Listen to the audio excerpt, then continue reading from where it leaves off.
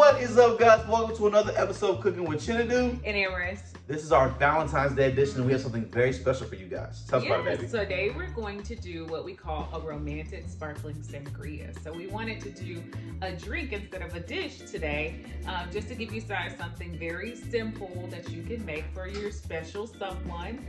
We actually are doing this drink in two versions, one with alcohol and one without.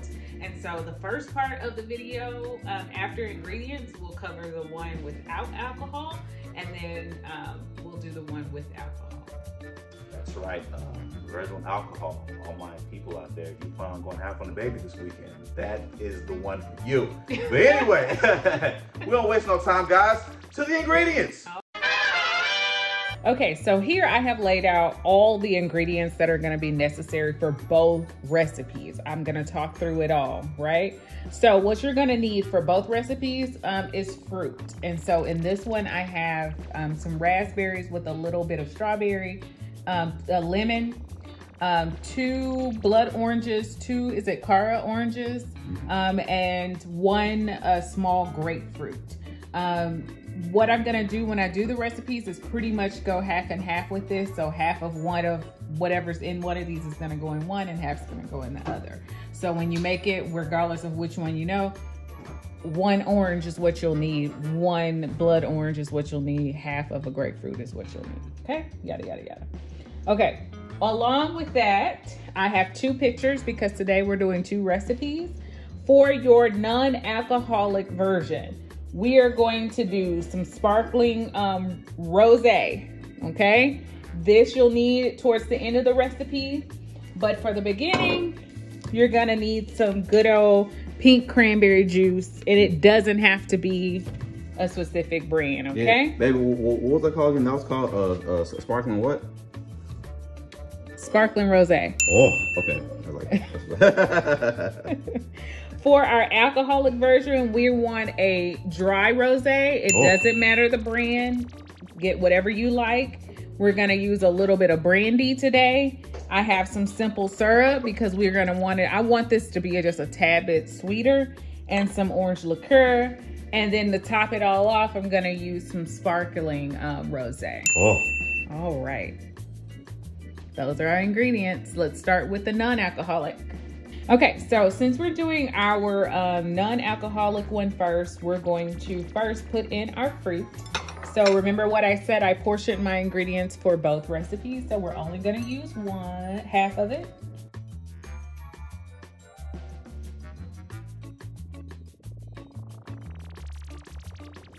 Now, at this point, what you ideally want to do is allow this to sit and let the fruit and the juice kind of incorporate. It's a mocktail, so you don't really have to do that for this one, but I kind of would. Let some of this fruit that's in here infuse. Once you're ready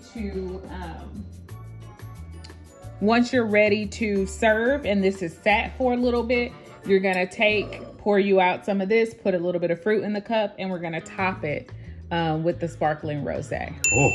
Okay, and I'll show you guys that at the end. Not for the one with that liquor. Okay, so here's our alcoholic version.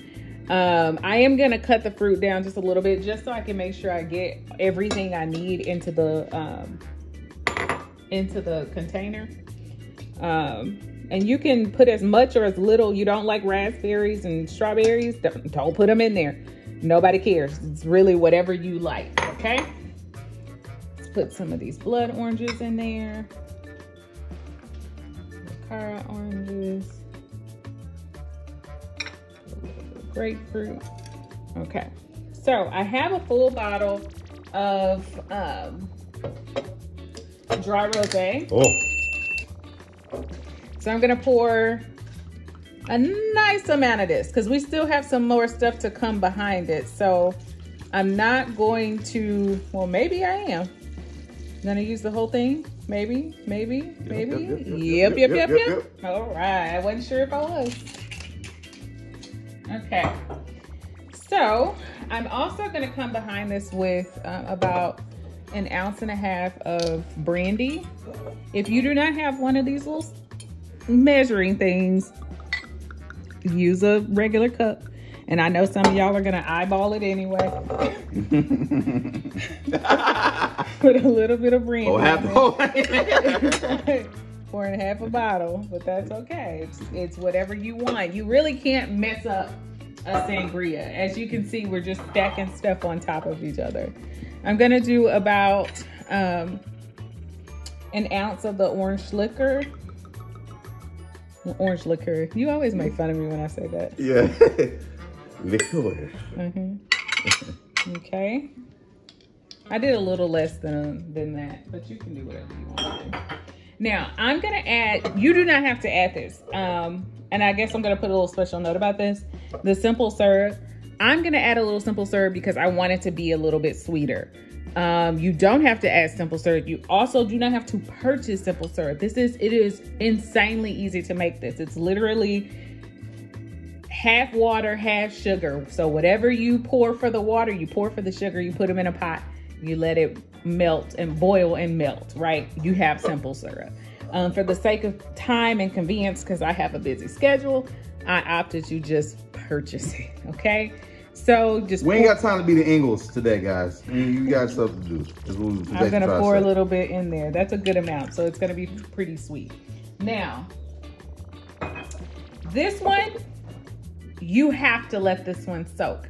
You're not gonna be able to let this, you need to do at least 2 hours of this, right? You could put you some more fruit in here if you want some more fruit in there. Don't forget, you're gonna top it off with your sparkling rosé. You're gonna top it off with your sparkling rosé, so always keep that in mind too. Sangria can be paired with other things if you want to mix some other stuff in there. But the important thing to remember is this needs to go into your fridge for a minimum of 2 hours. I would even go as far as, if it was my preference, a full 24 hours so that it all gets infused and nice and beautiful before I do it. So like on the morning of the 13th or the morning of the 14th, make this base, put it in your fridge, and let it marinate. Let me tell y'all something, man. You let this sit between hours, boy, you drink this more. I will tell you that, boy. You hear me? So here's our mocktail. I put a few pieces of fruit in the bottom. You would, on the day of, pull these out of here and put them in there because they'll be nice and infused. And pour that in there. Ooh, look at that. Okay, I'm gonna take it about halfway because remember, I'm gonna top it with my sparkling non-alcoholic rosé. See that? That's simple. That simple. Okay, so here is our alcoholic version. Same process. Hey, but I got a question. What kind of I know you did not just hit me with the family. I know you did not just hit me with the family matters. So we pour a little bit here, and now we're gonna top it with our sparkling rosé. Okay, and then I would come behind both of these beautiful pieces. I would put nice little orange.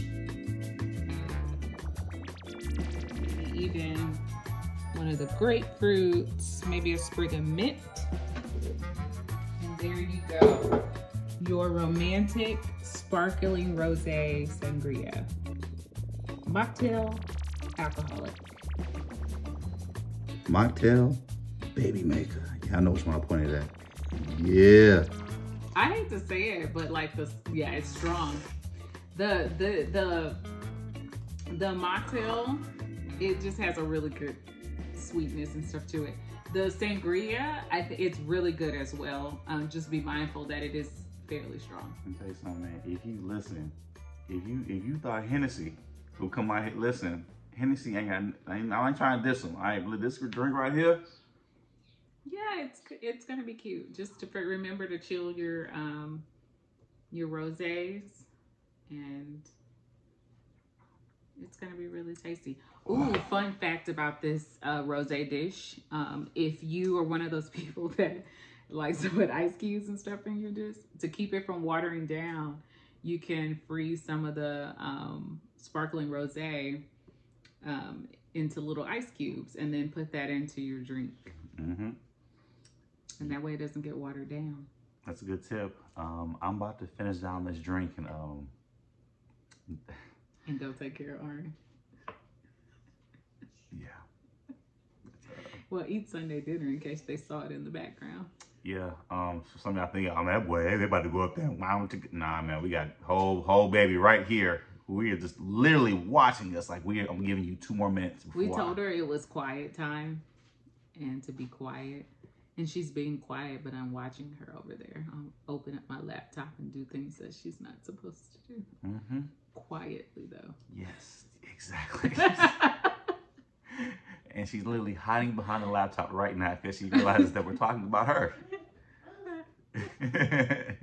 Oh, what did you want to talk about? Oh, actually, before we get out of here, guys, listen. We gonna talk, okay? This ain't gonna be no short show. Y'all like the show, okay? If you watch the show, you watch the show, okay? We gonna talk, okay? Because for some of you guys that didn't know, my beautiful wife, Amaris, has recently started culinary school. Mm-hmm. And I want to talk to you guys about that too, though, because I felt, I know a lot of you guys may know or haven't known, but my wife is an amazing cook. Mm-hmm. And she has been for, I felt, her whole life since I've known her at minimum. Mm-hmm. And I have some questions I want to know that I felt people want to know. With you going to culinary school, with you already knowing how to like cook, mm-hmm. why go to culinary school if you already know like how to like throw down the kitchen and everything?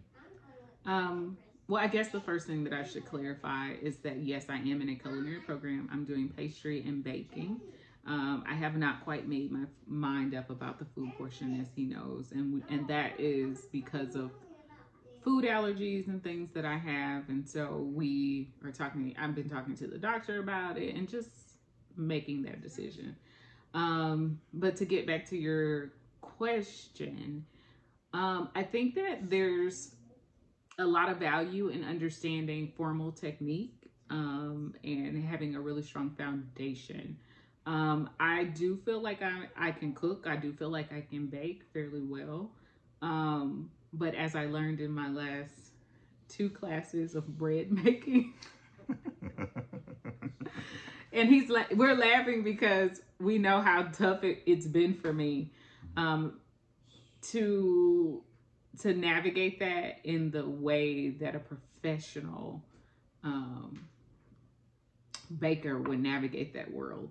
But it's always been a desire of mine to not just be good for the bellies of my friends and family, but to actually have an education behind it and to have some formal skill and technique and just learn a new way of doing things. I don't really think that it hurts. One of the things, because of COVID, when I started my program, I basically took sanitation and I took operations course for baking. And I don't know if any of you guys know, but I used to own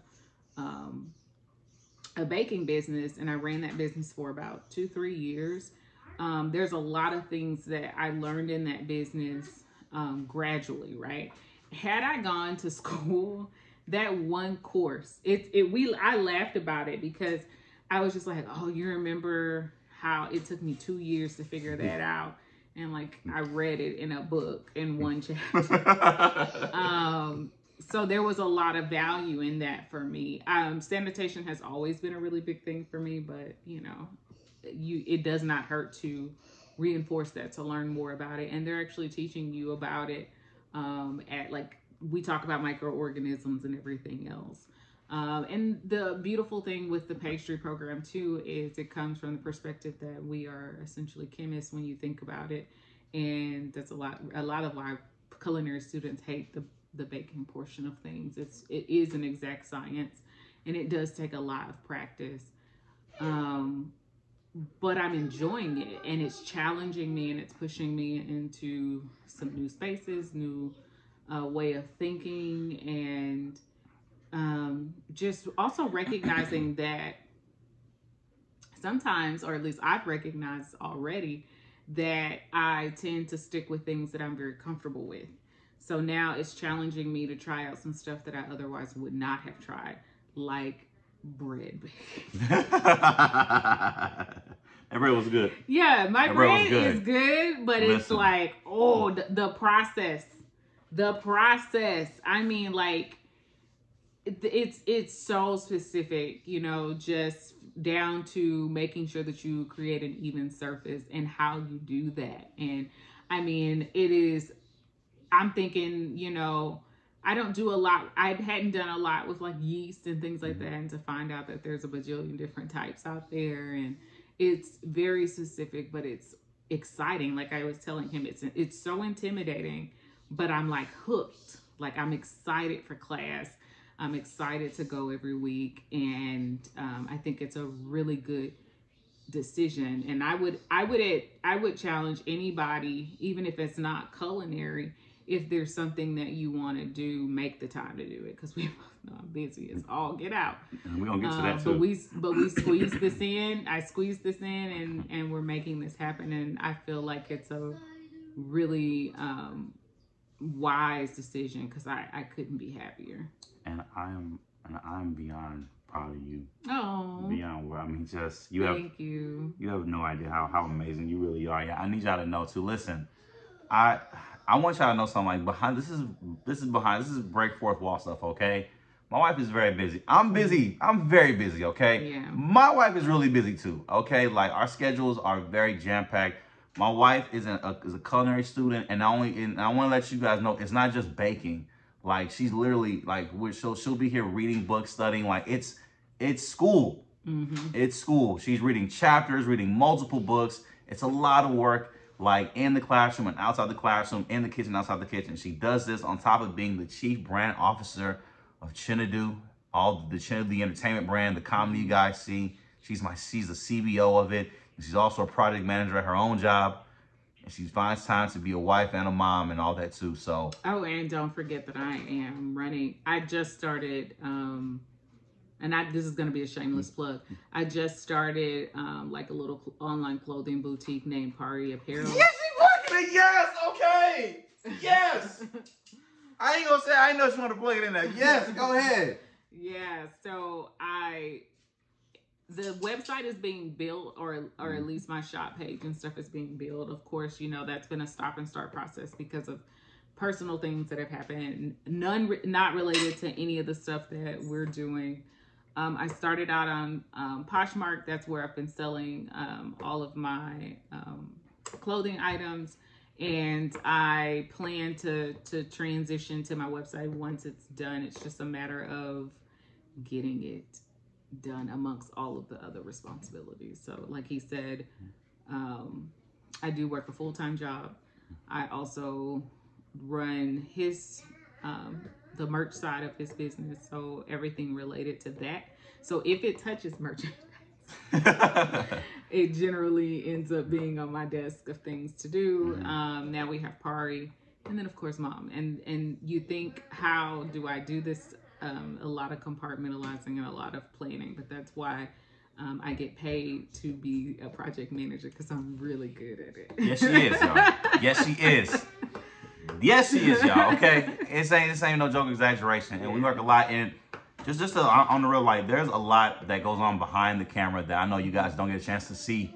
So we want to give you a chance to kind of inside of who we really are, you know, outside the cooking show. Yeah. Which is also, as you guys can see, very busy people. That's who we are. That's who we are. But I'm gonna say, no matter how busy we are, we still want to do the cooking show. One of the things that I absolutely loved about the tour, because the tour came with its own set of challenges this last year, because we had to make a lot of adjustments. But I will say this: the Laughter family is truly a family, and they supported us through it all. We managed, though the shows were significantly smaller because of social distancing and trying to maintain COVID standards and stuff like that. We kept having sold out shows, and I do want to put out there that we so appreciate it. But one of the things that I really loved out of those shows, and if you don't know, I do work the shows too, because a lot of people that is the funniest thing to me. They will sit there and talk to me, and then somebody random or someone I've already met or that I know will come up and give me a hug and say my name, and to see people's face shift, because they've been talking to me or interacting with me to buy a shirt or something, and they have no clue who I am. That's the best. It is. It never gets old. But nonetheless, the people who come to the shows and come to the back and talk to me and tell me that they love the cooking show and that they want us to do it. And I think when it happened the first time, I was like, we haven't done a cooking show in like months. But I accept the the kind words and the encouragement, because we needed it. Because I literally would tell Chinedu after the show, and we kind of recap everything and go over everything that needs to happen for the next show and whatever. And I'm like, these people want their cooking show. Like they are making sure to very clear. Yes, make very clear. You need to start it back. You need to do it. We love it. Don't stop doing it. So we, I want to say we, but it's really me. We have planned a full year's worth of cooking shows for you guys. It's all, everything's already planned out, lined up. We know exactly what's going to get pushed out, and we hope that. And by that I mean that we put a lot more thought behind it. At first, we were kind of like everyone else, stuck in the house because of COVID, and we just wanted to try something out and see if people would like it, right? And I think it was a really good way to get me looped in. I think that's what he was really trying to do. He was trying to push me, and he thinks that I don't know. But it was his attempts at pushing me into really exercising those gifts, but also to get more involved in Chinedu in a forward-facing manner. Because I think that I've been doing a lot of stuff with his company and brand the entire time, just very much so behind the scenes, nothing in front of the camera. And he's been pushing for different things for me to do this entire time. So this was his attempt, and it worked. It was successful. Yes. To make me get more involved and more in front of the camera, and to get uncomfortable. I mean, work out the kinks and the discomfort that I felt about being in front of the camera, so that not only for this, but, you know, for other things that I've said that I wanted to do. So I know what he was up to. He thinks I do. I don't. You have anything else? I feel like I talked a whole lot. No, this was amazing. I want them to hear a lot more of you, because I know I spent a lot of time on here talking, joking, all that stuff. Yeah. But I really want you guys to get to know Amaris. She is an amazing person. I wouldn't be where I'm at without Amaris, honestly, guys. So you guys can really have insight on this, seriously. Like, so in the days of 2012 and 13, when I was coming back into comedy after being gone for a while, making videos and nobody was watching and things like that. Well, we've been together that long, right? Hold on. No, we got together in 07. 07. So, yeah, we've been together a very long time. Long time. And for a while, I kept these guys off of social media for a while, because especially when everything erupted and I'm just getting all like millions of views, all that kind of stuff, because I was just like, because my comment section was for the most part very positive, but then you see certain things, and I have friends in the industry, and I know that was it. I think the friends in the industry thing was what made us do it, because we have friends that are also more out there, forward-facing brands and whatever. Some opted to put their kids out there, and it wasn't always well received, and the things that they had to go through. And I just was like, oh, I don't want that for our daughter or my wife. And we also know people whose kids are very much so involved in this stuff, and it's very successful, or they have a different perspective about public interaction with their kids and stuff like that. So I think I just didn't. I can deal with some scrutiny. Like that comes with being human. Even if it's not public and it's not considered trolling, but it's the part with the kid. Yeah. Because I don't play about that little one. Yeah, you getting fucked up messing with the baby. So we don't play about that at all. No. All that. He's such a nice guy. He's a clean comedian. He doesn't curse. Nah, fuck all that. mess with my baby, okay? Yeah. And I put them little bleeps in for the added effect, you know what I'm saying? But we don't play on. I said fudge. I wasn't saying the F word though, but you know, we ain't playing. Yeah, I know what we mean. Yeah. All right, but the main things we wanted to, I want to let you guys know about that. What's going on with us behind the scenes with my wife and her journey, and we want to let you guys know that this cooking show is a part of that journey. I see a very, very bright future for Chef Amaris. Honestly, that's why I call it Chef Amaris. You know what I'm saying? If you fancy, you know what I'm saying? Saying that, you know what I'm saying? So, and he's the only person who calls me that. For that now, you know what I'm saying? But listen, I'm telling you, when more major food brands say stuff like we want to work with Chef Amaris, like they be like, we want Chinedu. No, who? They be like, who? We want Chef Amaris. I tell them like, yes, and that's what's gonna happen, y'all. Okay?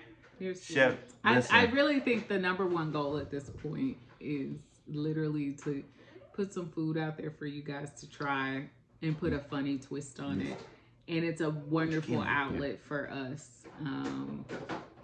That's a story we have to tell, the progression of these once we get a little further down the line. Oh, listen, I'll tell you something. Listen, season 3, this is season 2 of the show, guys. Watch season 3. I'm already believing it's going to be already amazing next level things that you guys will see going forward. I mean, by the end of this season, I think it's going to be some major shifts and breakthroughs for us as well. So I'm excited about it.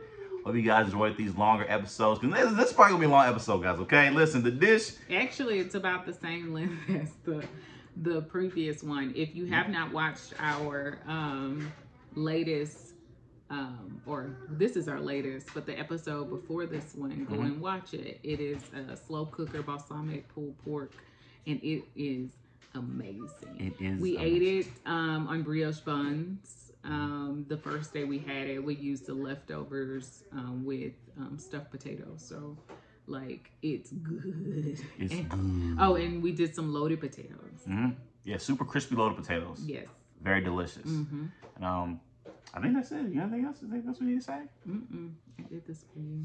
Okay, I appreciate that. Because, you know, Melissa, I'm tell you something. My baby is, when I tell you she's brilliant with our brands, things like that. Once I turn the camera, my baby not be filming the camera for a while. And thanks to the people who sent the comments and stuff through Chinedu about the website. They was roasting me about my shop page. I was like, man, can you organize this, bro? Like, I redid it, and all of the comments and like applause and thanks that you guys sent let me know that it was a worthy effort. Because I looked at it and I was like, what is this? Oh, I ain't gonna lie, man. I was like, wow, y'all really here roasting me. That's like, thank God for Amaris, man. She came to the rescue. But like I said to y'all, on the real, like, I know y'all love my comedy and things like that, though. But like I said, it comes to the brand and those things you guys don't see. My wife is very much so a part of it. So I want to let you guys know that you guys be seeing a lot more of her, of us, our family. Because I mean, I feel we're in a phase now. I want you guys to know who I am, and I love my family, and I want us to put us out there. I want y'all to know the Ogoos, okay? We out here, okay? I want y'all know, and any y'all act a fool or say something disrespectful, I will introduce you to the block party, and y'all will know. I'm sure y'all know what that is. Anyway, but other than that, we love you guys. Thank you all so much. Battery's running low. I'm gonna go ahead and down the rest of this drink. The mocktail. Yeah, the mocktail. Cause I can't. You know, we got a parent. And we got a parent like 10 feet away though, so I can't get too drunk though. But we're gonna do this drink, and we'll see you guys next time, okay? Don't be sure to like, comment, share, subscribe, and tell all your friends about the show, guys. I'm gonna finish this drink. My baby's gonna wrap it up for us. See you guys later. Happy Valentine's. Have lots of fun. Be safe. Wear your mask. Go have one of them babies, y'all. Responsibly. You hear me? See you later, guys. What's going on, guys? Welcome to another episode of Cooking with Chinedu and Amaris. Listen, y'all, look. Stop. Ari, out of the kitchen. Go over there. See, we're gonna have blooper reel today. We're gonna have blooper reel. What is up, guys? Welcome to another episode of Cooking with Chinedu and Amaris. You said nothing, and you said right, and you. Okay, let's try it again. Ari, all right. You gotta be quiet.